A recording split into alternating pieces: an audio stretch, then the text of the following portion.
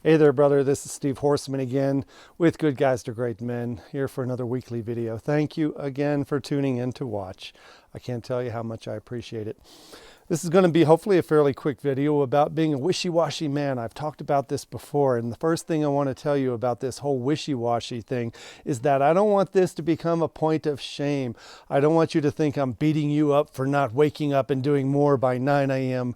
than most people do all day.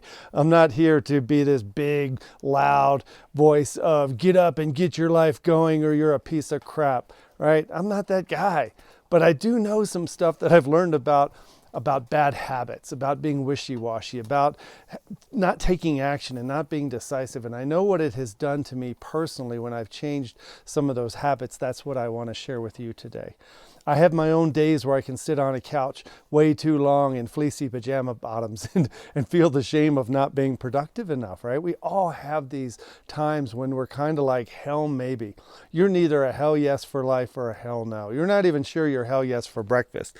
And so you'll have a second cup of coffee and another piece of toast with butter and too much jam on it. Instead of cooking something decent for yourself, I'm talking to me. Remember, these videos are for me, a younger version of me.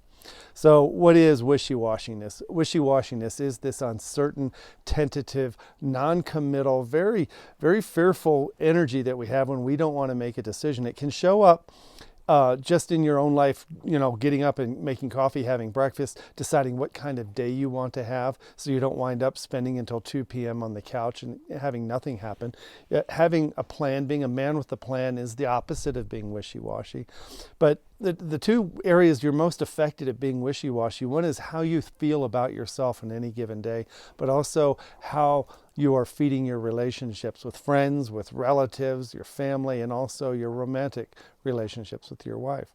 So first of all, when we are in our own head and we feel like we are being deliberate and making a decision, even if it's a hell yes for getting up and making our bed at 7:30 and getting breakfast done by 8. Pretty simple, right? But it's hard.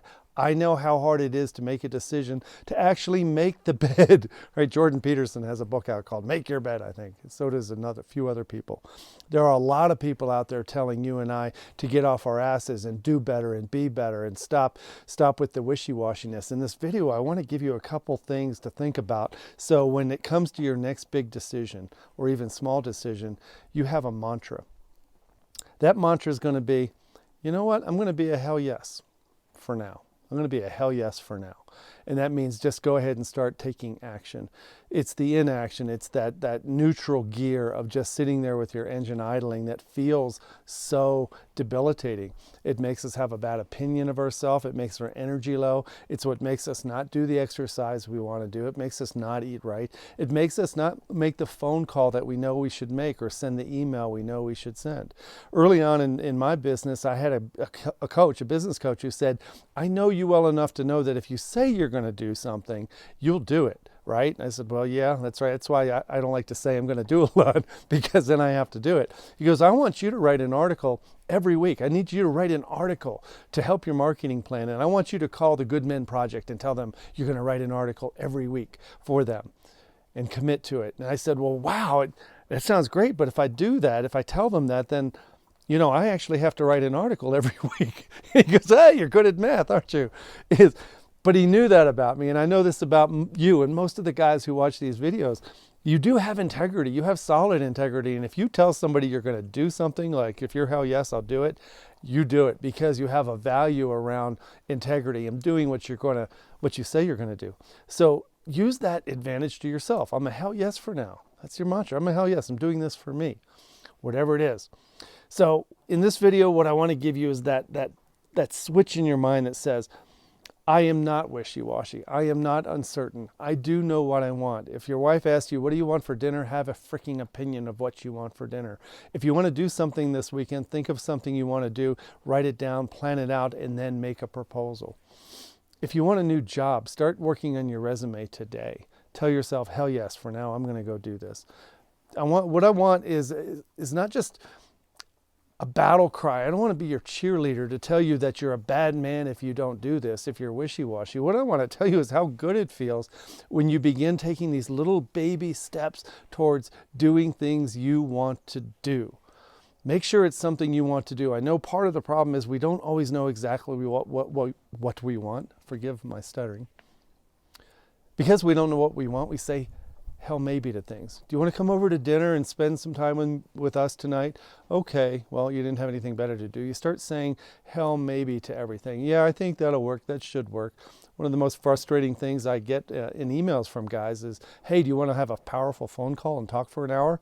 Wednesday at 3 o'clock. And they'll reply, yeah, I think so. That could be pretty good. I think maybe that'll work. Hell maybe. I want to work with guys who are hell yeses. I want to work with people who inspire me with their motivation and people who feel like they know what they want to do. And this is the other part of getting your mojo back with getting out of the hell maybe zone. It has an effect with people you talk to, coworkers, prospective employers, prospective lovers, or your wife or your children.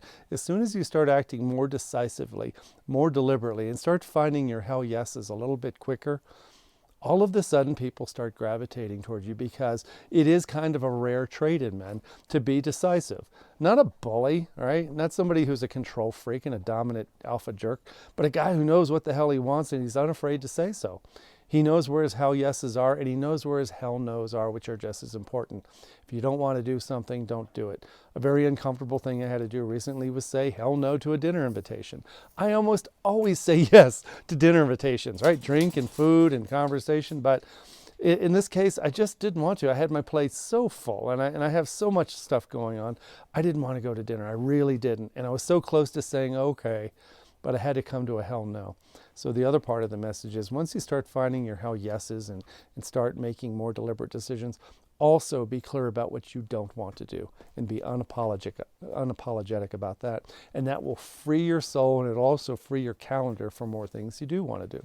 So for you, hell yes for now. Find your hell yes, find your motivation. When you see yourself sitting in the hell maybe zone, it's 2 p.m., you're in your fleece jammies, I'm talking to me, remember, and you're watching another episode of American Pickers, even though there's like 4 things you really want to do, but you're just not doing it. Find your hell yes. You'll feel so much better, and I guarantee you people will receive you better as you get better and better at finding your hell yes. I hope this video gave you something a little different today, not just a cheerlead, but some thinking tool for you this weekend to do one thing different. What is your hell yes for this weekend? Hope that helps, brother. Have a great time. Bye-bye.